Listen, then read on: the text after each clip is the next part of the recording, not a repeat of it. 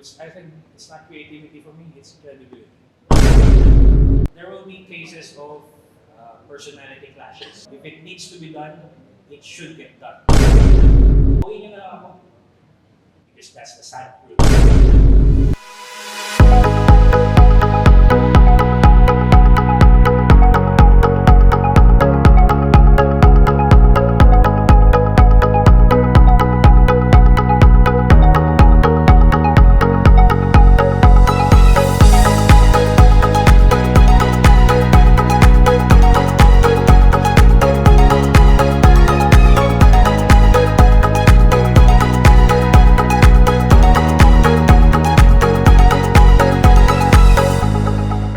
What are some creative ways that seafarers can incorporate their daily life and work routines into their YouTube content? What's their meaning of professional image? For me, it's never been about creativity. If you know my topics, it's mostly technical and just showing seafarers life. I'm not a creative, I'm not an artistic person. I'm a technical guy. I'm an engineer. Numbers, that's my game. Okay? And command, that's what I do. Okay? So for me, it's credibility. Develop your credibility first before you try to engage into a platform. Before you want to have a platform to engage and influence other people. It's credibility. I think you know that recently we had a problem with EMSA questioning, which is a question of our education, the quality of maritime education in the Philippines. That has been a question. Okay?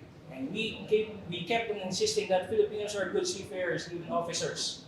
So if any of you are planning or something like that to be content creators in the near future when you are seafaring, please do so responsibly and try to uplift the image of the Filipino seafarer. Not just doing crazy stuff.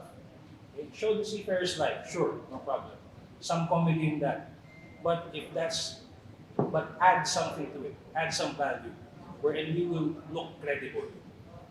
Okay? So I think it's not creativity for me, it's credibility. How do you handle or maintain a good relationship on board despite of individual differences of your crew members, sir? There will be cases of personality clashes.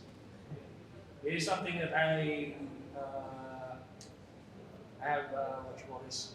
I have zero tolerance with. If the crew were given orders, okay, lawful orders pertaining to work. Okay. Doesn't matter how difficult it is. It doesn't matter if it would exceed your normal working hours. If it needs to be done, it should get done. Because we don't do that every day. Okay? You see on Facebook, the pamartir type na post na, pagod-pagod kami. That doesn't happen every day. It happens like once a month or something like that. Okay? Once or twice a month at the most. It is not an everyday thing. Some people will complain that it's already past our working hours. Okay? What, you want to leave that work undone, leave that machinery open just because it's already past your working hours? That's dangerous. Okay? And if you say, this statement is a favorite of Filipino seafarers. Pauwiin nyo na lang ako. Hindi ko gagawin yan. They say that. That for me is a resignation. Once you say that, you will go home. When it comes to discipline, I have no tolerance. Okay? Also for fighting. Okay? I don't care if you threw the first punch.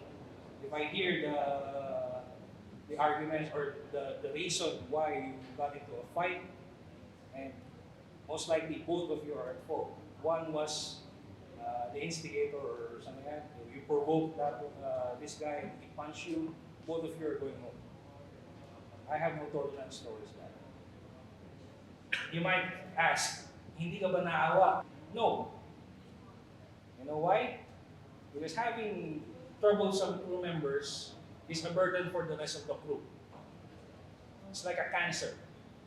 What you do with that is you get rid of it. Okay? I would rather to get rid of you than to sacrifice the well-being of the rest of my performing crew. Just like what you said earlier, Chief MAKOi, that we need to have a good technical knowledge and have good communication skills to become a good seaman or seafarer. However, I believe that even though you have these skills, there are problems pa rin po in getting this job. And some says that if you have no buffer, you have a small chance to go on board. And my question is, what are the specific motivations or what do you think po are the things that we need to do and to look out to have a better chance to go on board aside po sa maging masipag sa pag-apply. And also, I believe that this is the thought of some of the future seafarers that take this course without background of seafaring. Qualified cadets who are supposed to, you know, get the chance to go on board and get hired are being bypassed in favor of those who have contacts. Okay? Which oftentimes, that's why they need their contacts because they're not really good. Okay? So, honestly, there's nothing else I could advise about but just be diligent in applying.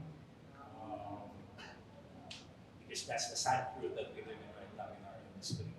There's nothing really we can do that. But some do get lucky. Sometimes you will get noticed. If you're lucky, you're going to get noticed. You're going to be given the chance. That's just the thing. Nothing else that we can do about that thing right now. It's the sad truth, but we have to live with it. Okay? So that's all the advice that I can give.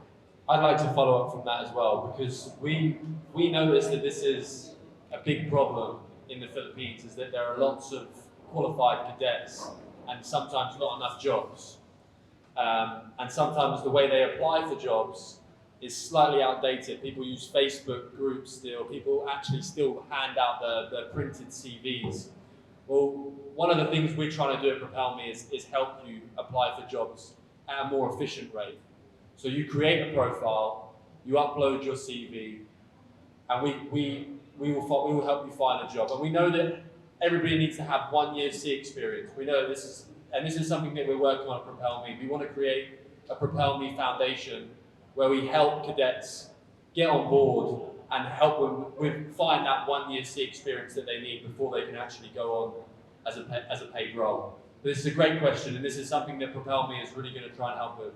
So please do, last thing before we finish, I really like it if all of you could follow us on social media, download the app if you have an Android, and stay up to date. We're a brand new company, and we are only going to get bigger and bigger, and we are 100% going to remember AIMS as the heart of the first maritime school that we partnered with, and we will always do what we can to help provide opportunities for you cadets. So thank you very much. Thank you, AIMS, for having Propel Me here today.